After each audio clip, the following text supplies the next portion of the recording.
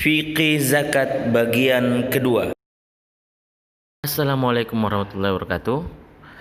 Anak-anak sekalian, semoga Allah Subhanahu wa taala. Alhamdulillahirabbil alamin, wassalatu wassalamu ala Rasulillah wa ala alihi wasallam, amma ba'd. Bagaimana kabarnya hari ini anak-anak? Semoga baik-baik saja selalu dan diberikan kesabaran dan kekuatan dalam menjalankan aktivitas kita. Sebagaimana biasa, sebelum kita mulai pembelajaran kita berdoa kepada Allah Subhanahu wa taala agar kita diberi ilmu yang bermanfaat, rezeki yang halal dan amalan yang diterima. Amin. Hari ini insyaallah kita akan melanjutkan pembelajaran kita dalam pelajaran fikih. Ada yang masih ingat kemarin kita belajar apa? Iya, belajar tentang zakat. Kemarin kita belajar bahwa zakat menurut Imam Mawardi adalah zakat adalah sedekah dan sedekah itu adalah zakat.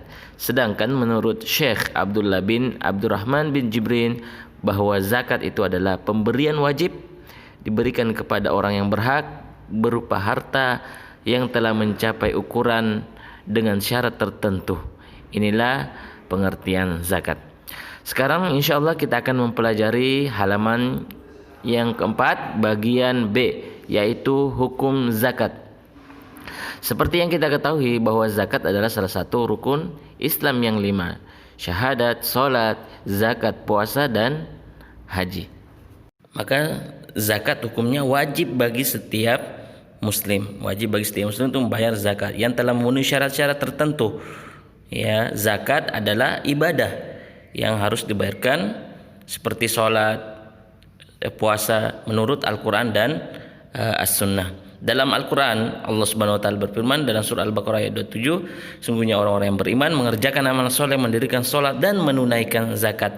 Di sini Allah menjelaskan tentang wajibnya zakat seperti ibadah-ibadah yang lainnya, sholat dan puasa. Jadi zakat itu hukumnya wajib bagi seluruh umat Islam, baik kecil, besar, tua dan muda, semuanya wajib melaksanakan ya zakat. Seperti ibadah solat ya itu hukumnya wajib.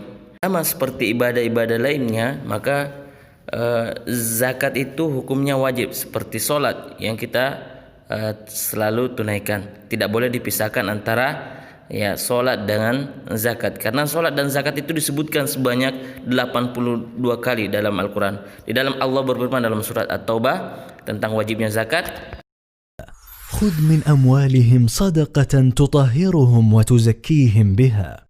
Artinya, ambillah zakat atau sedekah dari sebagian harta mereka.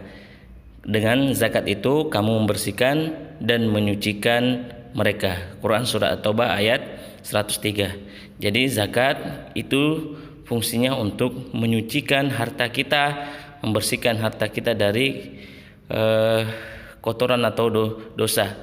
Dan zakat itu diberikan kepada orang-orang fakir yang kita bayar, baik itu zakat fitrah ataupun zakat mal dan zakat jenis zakat-zakat lainnya. Insyaallah kita akan bahas di pembahasan berikutnya.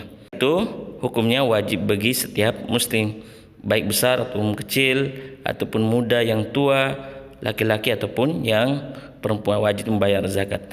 Mungkin bertanya, apa sih tujuan kita atau hikmah dari kita membayar zakat? Nah, di sini kita akan jelaskan tentang ya hikmah atau tujuan disyariatkannya kita untuk membayar zakat. Ada beberapa hikmah dan tujuan kita membayar zakat. Di antaranya yang pertama adalah ya keutamaan zakat, mengeluarkan zakat adalah yang pertama yaitu menyucikan diri dari kotoran dan dosa, membersihkan dan mensucikan diri-diri kita dari kotoran, sebagaimana dalam surat At-Taubah ayat 103 Allah Subhanahu wa taala, ambillah zakat dari sebagian dari harta mereka, dengan zakat itu kamu membersihkan dan mensucikan mereka. Jadi tujuan zakat itu adalah untuk mensucikan dan membersihkan harta kita dari ya dosa. Kemudian juga diantara keutamaan zakat yaitu yang kedua adalah agar harta kita menjadi berkah.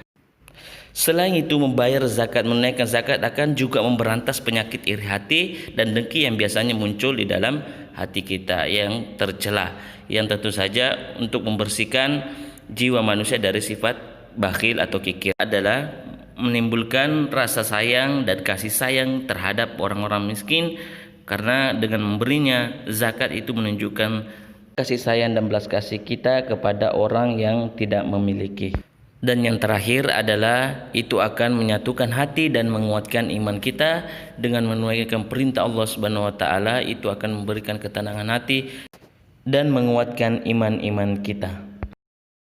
Sekira ini semoga bermanfaat. Kita akhiri dengan ucapan wassallallahu ala nabiyina Muhammad wa ala alihi wasallam walhamdulillahirabbil alamin. Subhanakallah wa bihamdika asyhadu an la ilaha illa anta astaghfiruka wa atubu ilaik.